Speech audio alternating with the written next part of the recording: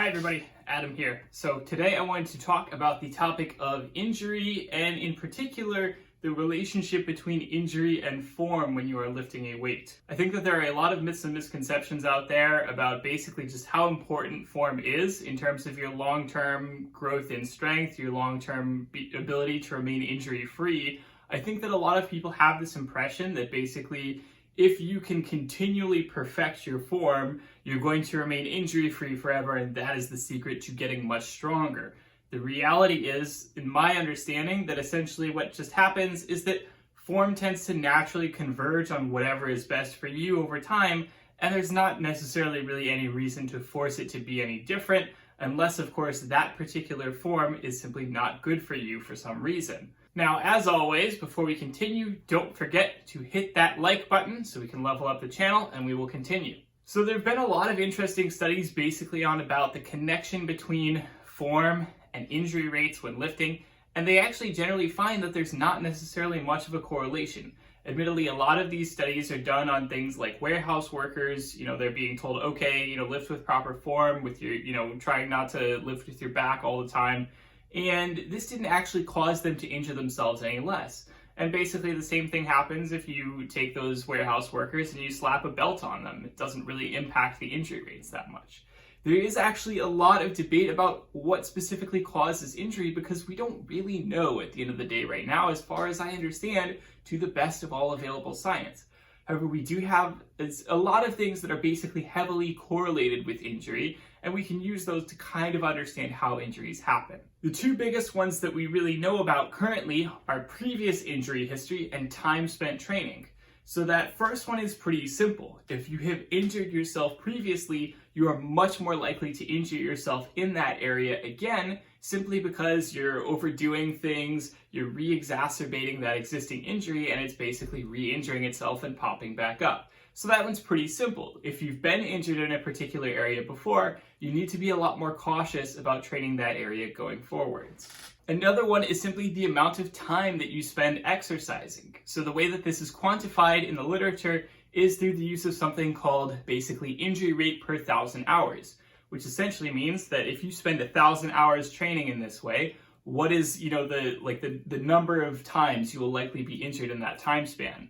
And so you can basically quantify that for various sports and say, okay, in this sport, you're likely to injure yourself. You see 5 injuries per 1,000 hours of training or so on. And what they interestingly find is that there are actually certain sports are very injury prone. So any sports that involve a lot of contact, obviously your combat sports have a high injury rate. Things like football, field sports, all of those can have a pretty high injury rate because at the end of the day, you're basically putting your body into unknown conditions where you don't know exactly what kind of forces will be placed on it. You don't know exactly how you're going to need to react in a given situation. And you may be also in contact with other people's bodies and other heavy objects.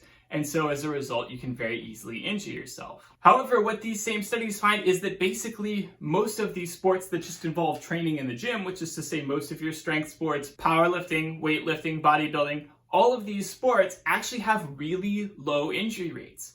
And part of the reason for that is simply that basically just training in the gym in general has very low injury rates. And that's because every single time you go into the gym, you can very carefully control the exact forces that you are putting on your body. You know that you can basically add a very specific amount of resistance.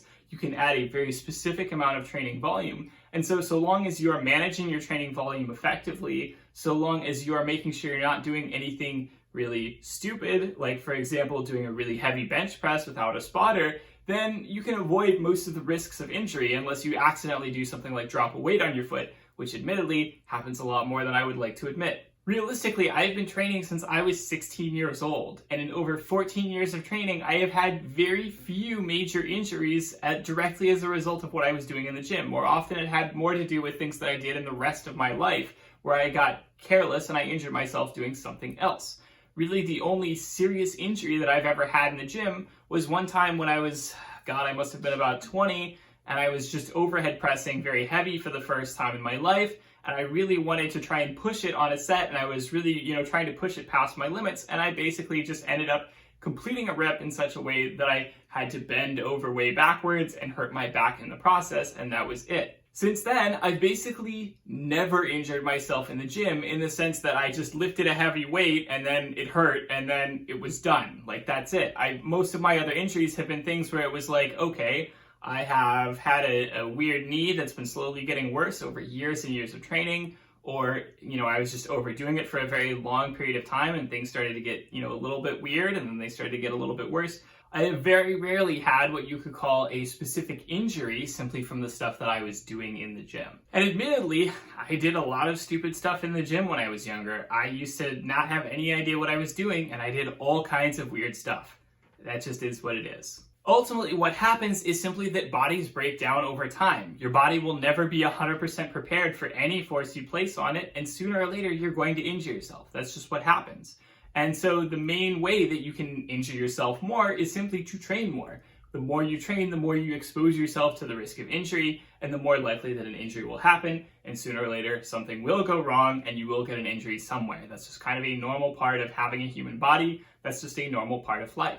So while you can try to be really particular about your form, you can try to be really particular about the volume, you can try to be really particular about the weight and the stressors that you place on your body, that's not going to prevent injury at the end of the day. Strength is not really tied to form as much as people think. Yes, it is true that there are certain lifts that are, we would say, particularly form heavy, which is to say that there are certain lifts that you can grind it out more even if your form goes wrong, and you can continue to complete a lift, and that's generally going to be okay. It's generally not going to cause injury, even though it's not generally a good idea to do it all the time.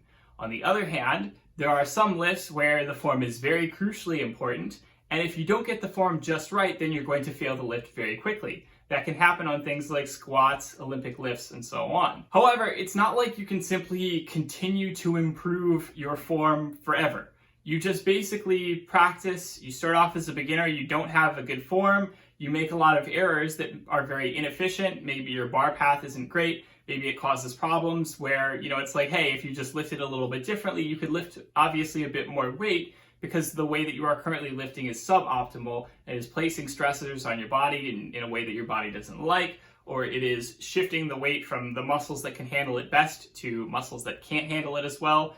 And so it would just be a little bit more optimal if you focused on tweaking your form a bit and doing things a bit differently. But once you get out of that beginner phase, once you have something that resembles somewhere near good form, which is to say an imaginary ideal form, who knows what that exactly would look like, once you've got somewhere near an ideal form, then, it's not like practicing your form is necessarily going to continue to get you stronger. The only thing that is going to continue to get you stronger at that point is simply continuing to train, continuing to develop muscle mass, continuing to develop strength, which will then get you stronger. There's no amount of, it's like people aren't just practicing form all day. They are lifting heavy weights, their body is adapting to lifting heavy weights, and then they are improving from there. That's all there is to it. Some people do have suboptimal form. Some people do have suboptimal patterns, but that tends to happen a lot more in beginners. And advanced lifters, it tends to get to, again, a point where it just sort of migrates over time to the point where, okay, now you've got a semi-ideal form, you've got a kind of form that works well for you and your particular physiological setup,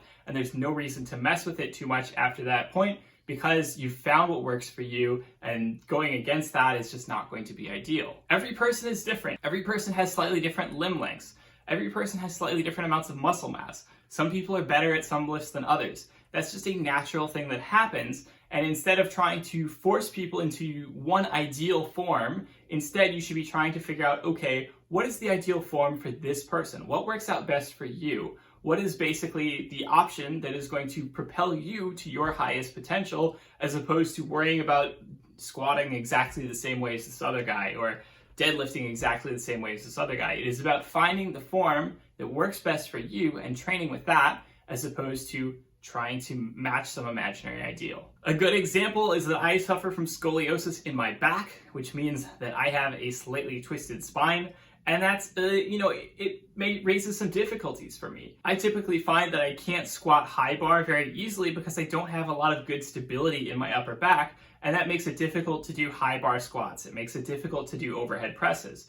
Conversely, I'm generally a lot better at bench pressing and deadlifting than I am at squatting and overhead pressing, simply because those are lifts that don't rely as much on that upper back stability that is compromised by my scoliosis. I also can't squat super deep. There's always this huge emphasis on squatting deep for people who can handle it. I simply can't. My knees cannot handle it. I get butt wink. My hips can't handle it. I just can't do it. It's not for me. And if I try to squat super deep, it just wrecks me for days. It even wrecks my lower back. It wrecks my knees. It wrecks me a lot more than, say, for example, deadlifting a lot heavier does.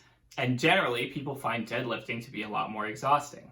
I also hold a lot more tension and soreness in that upper back area, which means that when I'm doing my recovery efforts, when I'm doing my foam rolling, when I'm doing my stretching, I have to particularly focus on my upper back, of course, just to ensure that I am combating all that excessive soreness and making sure that I'm not risking injury. These are ways that I have to train very differently from other people simply because of the way that my physiology is set up. There is no one ideal way to squat for everybody. There is no one ideal way to deadlift for everybody. Instead, what you need to do is figure out the ideal way for your body. You need to figure out the ideal form that works best for you. Proper form is not a particular image so much as it is a range of options. Yes, there are certainly some things on the extremes that are bad, but the reality is that so long as you fall within that acceptable range, so long as things generally look good, then there's probably not too much to worry about. That just is what it is. Endlessly worrying about your form isn't going to make you suddenly much more injury resistant. It's not going to make you suddenly much stronger. Yes, there are certainly some mistakes that you can make where your form will be really off, and that can definitely contribute to injury potential. If you're doing super round back deadlifts, if you're squatting with your knees all weird and all way out, yeah, those can be problems. But that's not generally the kinds of things people are talking about when people are talking about improving their form. Generally, what I see the most is people who are, they've got perfectly fine looking form. Yeah, maybe they've got some physiological, differences that make them squat a little bit differently from the next person or whatever the case is. And so they send you, like, hey, can I get a form check? What am I doing wrong here? And it's like, well, this just looks like a squat. You look fine. Yeah, your knees are a little weird, or, your legs are a little weird because your proportions are a little strange. But that's all it is. It's not something that you need to be fixing. It's not something that you need to worry about. And I think that a lot of people worry about that. This is why form checks are such a popular sort of thing. As a coach, I've gotten so much of that over the years where someone's like, hey, I worry that my form on this is terrible. And yeah, sometimes it's someone who just doesn't know an exercise very well. But a lot more often, it's someone who knows the exercise just fine, has been lifting for a while, has perfectly fine form, but they just aren't really convinced that they squat well or whatever the case is, simply because they've been worried because of all the form discussion that they hear on the internet elsewhere. So I think that you probably need to worry a little bit less about your form. You probably need to worry just a little bit more about, of course, just training, continuing to train, to continue to get stronger, and continuing to improve. That's really all there is to it at the end of the day. So, as always, I hope you liked this video. I hope this video has been useful to you. As always, hit that like button, hit that notification bell, hit that subscribe button, do all that other fancy stuff that helps improve this channel, and I will see you all next week. Have a good one.